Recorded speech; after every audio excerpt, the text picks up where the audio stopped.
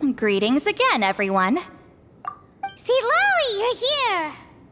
I got the ceremonial sword from the chief. It has a certain power that's needed in situations like this.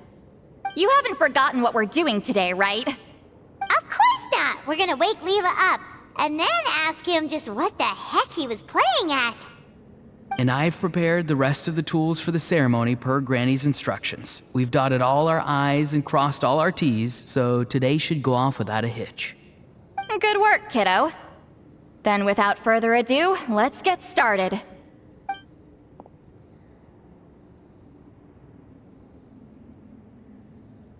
I give offerings from the mystic smoke, the gift of stars on a moonless night, a wreath of dreams in the swirling wind. Glory be to the ruler of death. Fade, fade, fade. Thrice uttered and thrice repeated. Whoa! Is this one of her magic spells? This whole place suddenly got cold. What's happening? Keep your voice down. We mustn't disturb her. We, the children of the Priest King, swear to abide by the ancient pact and tear through the veil of the Night Realm. I am Seedlali. Hear my command. I am the Shepherd of Doomsday. I am Akul Batil. Oh, look! Leela's spirit is back. It's coming towards his body. I shall pierce the cloak of night with flintstone and banish all souls that do not belong to the land of the dead. Leela, obey my command and return to the land where the sun shines. Return to your own path. Did it work? Huh?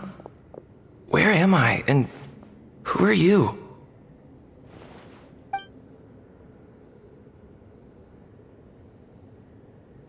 Whoa!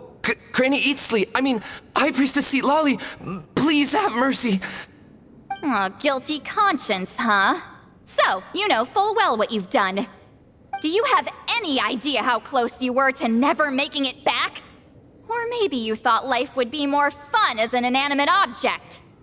I'm sorry, I messed up, and I'll face the consequences. Oh, you sure about that? Then say goodbye to your parents. Tell them this. Goodbye, Mom and Dad. I've realized I enjoy life as an empty shell so much that I've decided to get Granny Eatsley to turn me into a stone statue, so I can stand guard over her house for the next 100 years. No, please. Please don't. I'm begging you. I'll never do this again, I promise. Thank you, High Priestess Seatlali. Thank you for rescuing me. Don't thank me. Thank my grandson. If he hadn't sensed something was amiss, I wouldn't have bothered getting involved. You're more than welcome, Leela. And don't mind Granny. She's all bark and no bite. We're just glad that you're okay. Besides, someone tricked you into doing this, didn't they? That Kakju guy. He's the real culprit here. No, Mr. Kokuchu had nothing to do with it. It was all my doing. Huh? Well, he suggested the method of using a powerful spirit relic as a medium, but it was my decision to go through with it. I wasn't coerced or anything. I'm sorry. I'm the one to blame. The brainwashing is strong with this one. So did Kokuchu provide the relic? He did. He said it was a treasure related to the Mare Javari. Right, so that proves it. He was using you. He coaxed you into doing the clairvoyance for him. But I'm a spirit duffer who can't cast a single spell. What use would I be to him? Guys like me couldn't sense a spirit even if we spent the rest of our lives sitting and meditating. But Mr. Kokuchu said that if I brute force the spell and immerse myself in a spiritually rich substance, I might be able to catch a glimpse of one. It seems like my only option. Still, brute forcing a spell when you're a spirit duffer is like forcing yourself to run a marathon without any legs. If it wasn't for Seatlali, you'd have been lost forever. I know, I'm sorry. It's just... Everyone in this tribe is so amazingly talented, and then there's me. I just didn't want to be the odd one out anymore.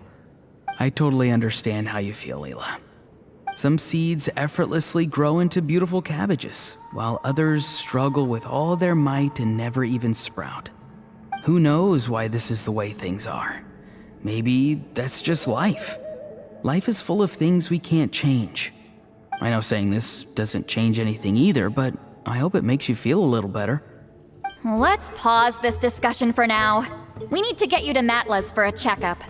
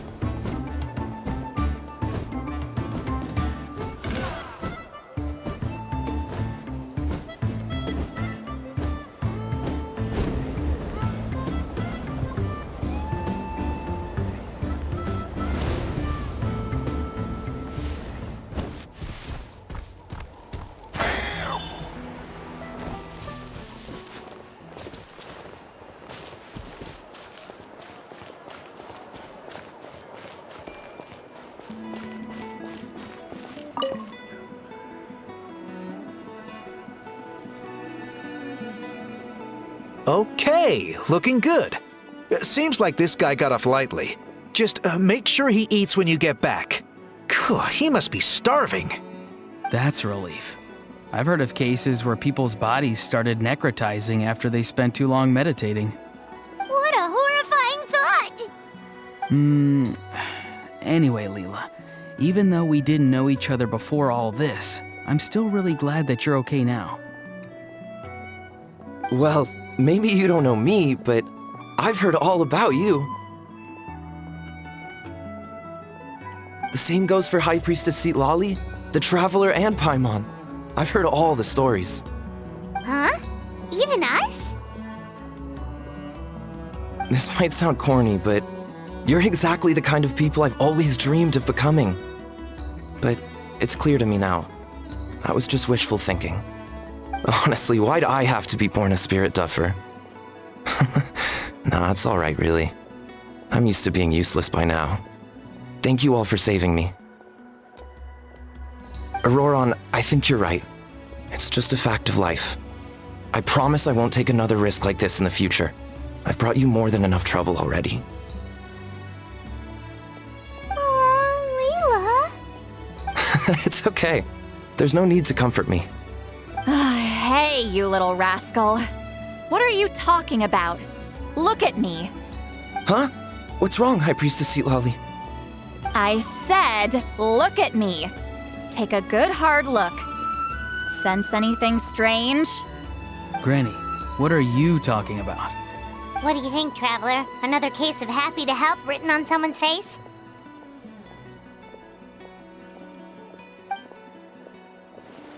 Hold on. I think... either my mind's playing tricks on me, or her entire body is an illusion. No, it must just be my imagination. I wouldn't be able to see through something like that. Wait, I know this trick. It's the same one I used a while back. Granny snuck away from right under our noses. You see? You can perceive some spiritual abnormalities now.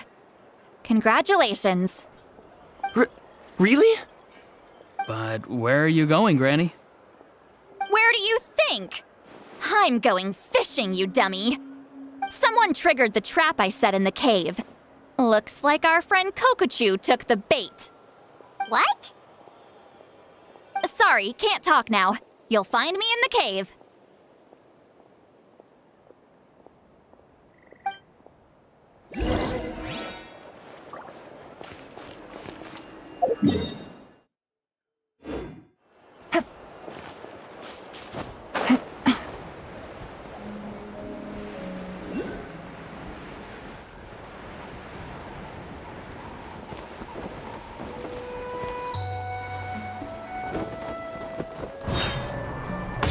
Take it easy.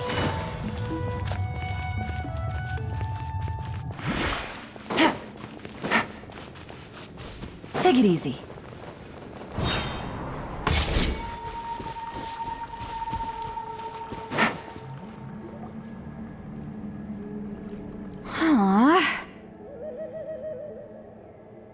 Don't believe it. He got away.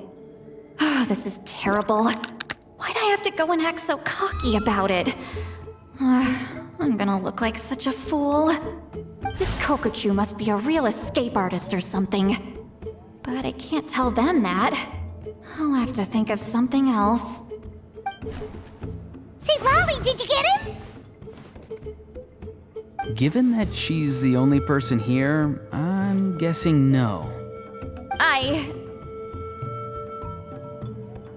I thought I'd let him go, for now.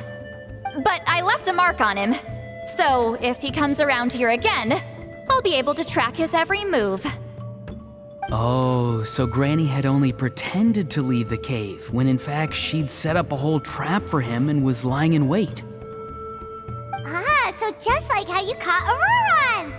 But how did you know Kokochu would come here? Because I planted the bait here. The Mare Javari map and the bow shard. Left them both on the table. I had a feeling those were what he was truly after. And sure enough, my trap was triggered just moments after we left. So you really did set up traps here after all, huh?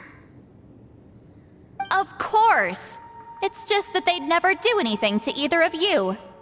See? What did I tell you? So, Mr. Kokochu, you used me after all. This whole time, all you wanted was to find the location of the Mare Javari. That's right. I've been wondering about the shard he left ever since I came across it. Why did he leave it there? The moment I confirmed the Mare Javari's location, that's when I realized it was bait. He was counting on Leela's spirit getting lost, and the tribe coming to his rescue. Then, by helping Leela, we'd be helping him.